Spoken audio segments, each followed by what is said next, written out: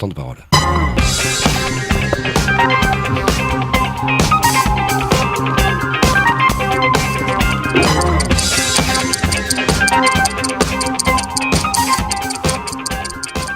Bonjour à toutes et à tous, bienvenue sur KTV, Kwezi FM, le 106.9 pour ce temps de parole en direct à la radio et à la télévision, et on est très content de le recevoir ce matin. Ça fait longtemps qu'il n'est pas venu sur un plateau de télévision. Il s'appelle Issiaka Abdillah. Issiaka, bonjour. Bonjour. Quel bonheur de vous revoir sur un plateau de télévision. Ça veut dire quoi? Est-ce qu'on peut imaginer, on se posait la question tout à l'heure, est-ce que c'est le retour en politique d'Issiaka Abdillah ou est-ce que c'est un regard sur la politique? C'est un regard sur l'actualité, sur la politique. Donc pas de retour en politique pour l'instant? On verra plus tard. On verra. Il y en a du temps. On verra plus tard. Vous l'avez jamais quitté, hein. Vous l'avez jamais quitté, la politique. On peut le dire. Regardez derrière vous ou devant vous cette image avec ces milliers de personnes, ces milliers de Mahorais qui hier ont manifesté d'une seule voix en disant non au visa gratuit. Vous qui connaissez bien la vie mahoraise, la vie politique, qu'est-ce qu'il faut y voir comme message au-delà du visa? Qu'est-ce qu'il faut y voir derrière tout ça?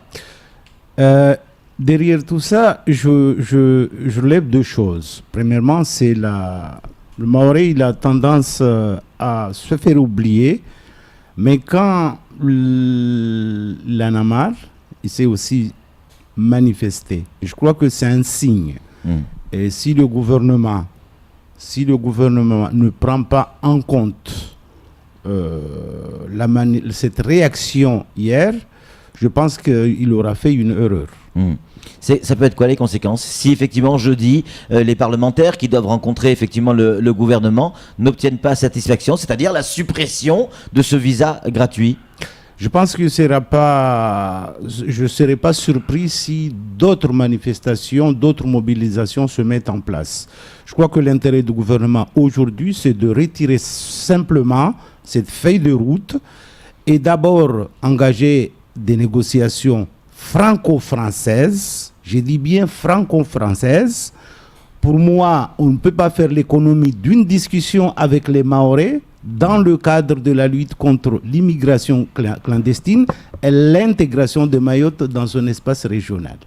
Est-ce que la suppression, selon vous, la suppression du visa Balladur et la mise en place d'un visa gratuit est vraiment une mauvaise chose? Parce que du côté du gouvernement, on nous explique que c'est quand même aussi pour lutter contre tous ces drames dans ce bras de mer.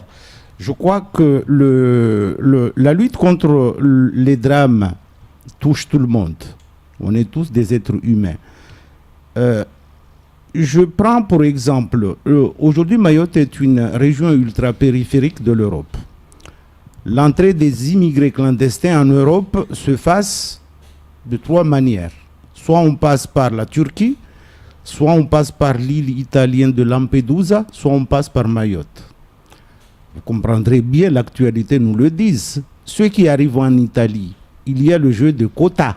Ouais. Ceux qui arrivent en Turquie, il y a les milliards qui ont été destinés aux Turcs pour pouvoir subvenir aux besoins de ces clandestins et les sédentariser sur le sol turc. Et ceux qui arrivent en Mayotte, on en fait quoi? La France a créé un Calais à ciel ouvert. Une réserve en fait. Une réserve. Un camp à ciel ouvert. Avec toutes les conséquences à la fois humaines, sociales et sécuritaires. Je crois que c'est plus tenable. La France doit retirer ce visa. Et d'ailleurs, ce qui est grave là-dessus, c'est que c'est la France qui a proposé aux 27 pays de l'Union européenne de renforcer la lutte contre l'immigration clandestine dans les 27 territoires de l'Europe et d'aménager l'immigration régulière. Alors, je ne comprends pas ce que la France demande aux 27 pays membres de l'Union européenne il ne le prend pas en compte sur ses propres territoires. C'est quand même un paradoxe. Si aujourd'hui l'Union européenne a renforcé ses frontières, on contrôle les frontières, Schengen reste En tout cas, Schengen n'est pas si Schengen que ça aujourd'hui. Pourquoi la France ne fait pas ça, ne contrôle pas l'entrée des immigrés clandestins à Mayotte? Alors, si la France ne veut pas le faire, il y a qu'à poser la question au niveau, je dis bien au niveau du Conseil de l'Europe, pour que l'Europe participe à la lutte contre l'immigration clandestine à Mayotte. Ceux qui arrivent sur le territoire doivent être dispatchés dans le cadre de jeux de quotas dans l'Union européenne. Est-ce que vous êtes d'accord, Isiaka, avec le discours de Mansour Kamardine qui consiste à dire qu'on est en train d'assister à un remplacement de la population mahoraise? Et ce discours est un peu excessif, mais je crois qu'il y a une part de vérité. Il y a une part de vérité, ce que Mansour Kamardine a dit. Moi, ce que j'observe seulement, c'est que ce n'est bon pour personne, cette situation. Ni pour les immigrés clandestins qui arrivent sur notre territoire, et j'entends par là ceux qui viennent de l'Union des Comores, comme de Madagascar, comme des pays de Grand Lac, c'est jamais une bonne chose pour eux. Ces gens-là arrivent ici, quittant la misère chez eux, et rencontrent la misère chez nous. Je crois que c'est une honte pour la République de voir des milliers de personnes entassées dans des bidonvilles, sans eau, sans électricité, qui créent de surcoût un sentiment d'insécurité pour les populations qui sont pour les Mahorais. Qui doit être le meilleur interlocuteur pour le gouvernement pour justement tenter de résoudre ce problème? Soit Badine, les députés, les sénateurs, les maires. Qui doit être l'interlocuteur privilégié? Je pense d'abord qu'il faut que ce débat quitte les frontières de la France. La France, jusqu'alors, a fait de l'immigration clandestine sur Mayotte une affaire franco-française. Et visiblement, elle n'a pas les moyens, ou elle ne veut pas le faire.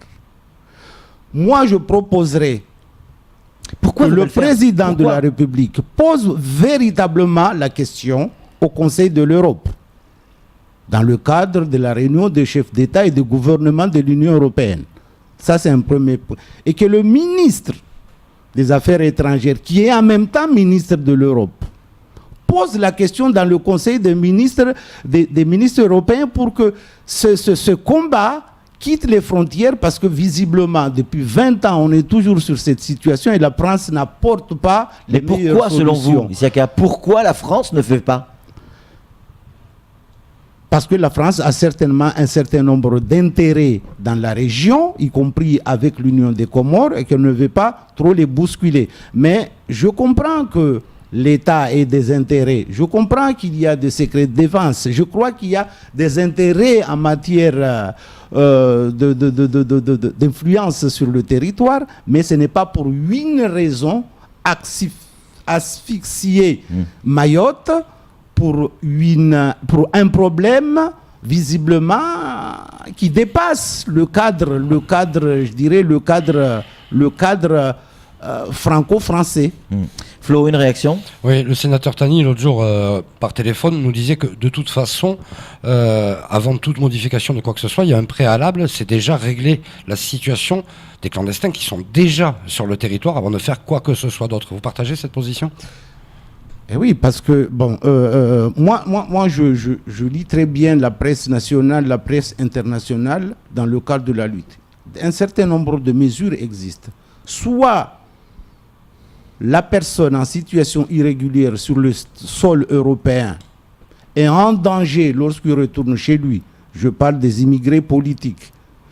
Soit il est en danger pour tas de raisons. Il y a eu une guerre dans certaines régions du monde. Soit c'est de l'immigration liée seulement crapuleuse, parce que ça existe aussi. Et ces gens-là, il ne faut pas hésiter à engager un retour dans les pays d'origine. Je pense qu'il faut dire les choses comme ça. Et ça, ce travail-là, je pense que la France doit renforcer ce travail-là ici. Régulariser en masse les immigrés clandestins qui arrivent à Mayotte, il faut le faire avec un certain nombre, une prudence certaine, parce qu'on ne connaît pas la situation et a amené un certain nombre de populations à venir à Mayotte. Il y a la lutte contre la criminalité, il y a des gens qui quittent leur pays pour des raisons, peut-être ils se sentent en danger sur leur pays d'origine. Il faut régulariser au cas par cas, mais non pas régulariser en masse à Mayotte. Il faut expulser aussi. Il faut expulser aussi. Mais ce qui est dramatique dans cette expulsion, aujourd'hui en France, il existe 52 brigades dédiées à la lutte contre l'immigration clandestine. Combien de brigades à Mayotte? Alors qu'à Mayotte, en termes d'immigration clandestine, nous en avons plus. Je dirais, on fait mieux que tout l'ensemble du territoire national. Mieux, façon de parler. Il y a des Mahorais aussi qui, de plus en plus, quittent leur île. De plus en plus de Mahorais décident d'aller vivre à La Réunion, en métropole, dans d'autres départements de France. Est-ce que ça, je sais que vous l'avez également constaté, mais est-ce que ça, c'est quelque chose qui vous inquiète? Ça m'inquiète parce que les Mahorais qui quittent Mayotte, c'est pour plusieurs raisons. Soit pour l'éducation des enfants. Ici, on constate que l'enseignement se dégrade de jour en jour. Il y a déjà ça, c'est un premier fait. Deuxième fait, c'est l'économie. Depuis 10 ans aujourd'hui, l'économie est en berne, le chômage est grandissant, les gens partent peut-être pour espérer décrocher un emploi ailleurs. Et je crois que là aussi, il faut un regard, il faut une action économique de grande envergure sur le territoire pour que nous puissions à la fois donner de l'emploi à ceux qui sont sur place, mais inciter ceux qui sont partis et qui sont pour certaines mieux formés de revenir sur le territoire. Samuel Bocher, le rédacteur en chef de France Mayotte Matin. Une question opposée, Siaka. Oui, ne faut-il pas voir dans la signature de cette feuille de route une opération délibérée de déstabilisation du gouvernement français vis-à-vis de Mayotte, puisque les Mahorais ont été écartés de toute discussion, mais pire, l'information a circulé via l'ambassade des Comores, pas chez nous. L'ambassade de France aux Comores. L'ambassade de France aux Comores. N'est-ce pas une opération délibérée de déstabilisation localement pour nous faire comprendre qu'il va y avoir du recul vis-à-vis de l'État français? Alors, je vais aller plus loin. Au mois de février, le gouvernement français avait missionné Jean-Jacques Kéran pour une discussion à Moroni. Et au départ, il était prévu 14 personnes devant composer cette délégation, des Mahorais comme des Réunionnais. À la dernière minute, on nous fait comprendre que les Mahorais comme les Réunionnais ne peuvent pas participer à cette discussion qui, visiblement, on nous disait qu'il s'agit de la haute diplomatie et par conséquent, on n'était pas suffisamment armé pour participer. Et je crois que c'est une trahison là-dessus. C'est une première trahison. Je crois que la deuxième trahison, c'est cette feuille de route. On ne peut pas trahir une population. On n'a pas vu cette feuille de route, Isiaka? Non, mais on ne l'a pas, mais on entend. Et jamais je n'ai entendu un membre du gouvernement faire un démenti sur l'existence ou non de cette feuille de route. Il y a eu, en diplomatie, il y a deux choses. Tu lances une information pour regarder quelle est la réaction des gens. Et je crois que la France, l'État a eu une réponse hier. Isiaka Abdillah, quel regard vous portez actuellement sur nos parlementaires, nos nouveaux députés, nos nouveaux sénateurs? En tout cas, il y a un qui n'est pas si nouveau que ça, Mansour Kamardine. Oui, et un sénateur qui n'est pas nouveau non plus, Tani. Quel regard vous portez donc sur ces parlementaires fraîchement élus? Moi, j'ai beaucoup confiance aux trois. D'ailleurs, je profite pour féliciter les deux fraîchement élus ou réélus. Je pense que ce qui reste aujourd'hui, c'est un travail en commun. Il ne s'agit pas de porter telle ou telle étiquette. Aujourd'hui, il s'agit de défendre la cause mahoraise en ayant je dirais, la même vision. On peut ne pas être d'accord sur un certain nombre de sujets, mais encore faut-il qu'on ait au moins des sujets communs, des sujets de discussion. Et se battre au moins sur cela, quoi. Sur cela. Ouais. Parce que ce qui nous différencie, on peut le mettre légèrement de côté et regarder tout ce qui peut nous unir ensemble, notamment cette histoire de feuille de route. Alors, on me dirait, il y a les parlementaires, les élus mahorais sont reçus le 28 par la ministre des Outre-mer. c'est déjà un niveau qui n'est pas, qui ne correspond pas déjà à l'ampleur du problème, parce qu'il s'agit d'une affaire qui concerne les affaires étrangères. Je ne vois pas pourquoi ils sont reçus au ministère des Dom-Tom pour une question concernant la diplomatie française. C'est déjà, moi ça m'inquiète. Le Quai d'Orsay sera représenté à cette réunion. Hein? Le Quai d'Orsay sera représenté à cette réunion. Un directeur de cabinet. Oui, par un directeur de cabinet qui ne prendra pas forcément des décisions. Moi, s'il s'agit d'aller amadouer les élus mahorais, mais je le fais confiance, ça ne servira pas à grand-chose. En tout cas, pour moi, cette réunion, j'attends rien. J'attends rien en termes de résultats. Donc ça veut dire que vous pensez qu'il peut y avoir une montée en puissance des manifestants de la manifestation mahoraise? Je pense que c'est la réponse. Ouais. C'est la meilleure réponse que les Mahorais peuvent donner. Voilà. Juste pour conclure, Isiaka Abdillah, même si vous allez rester encore un petit peu avec nous après, sur le plan politique, vous, Isiaka Abdillah, vous êtes un socialiste. Est-ce qu'aujourd'hui vous vous reconnaissez encore dans le Parti socialiste ou MDM, les Républicains, ou qu'est-ce qui existe encore, l'UDI, ou alors peut-être qu'il faut créer un nouveau parti politique? Comment vous vous positionnez politiquement? Je pense que mon cas n'est pas unique, Oui, pas particulier. En métropole comme en Mayotte, tout le monde se cherche.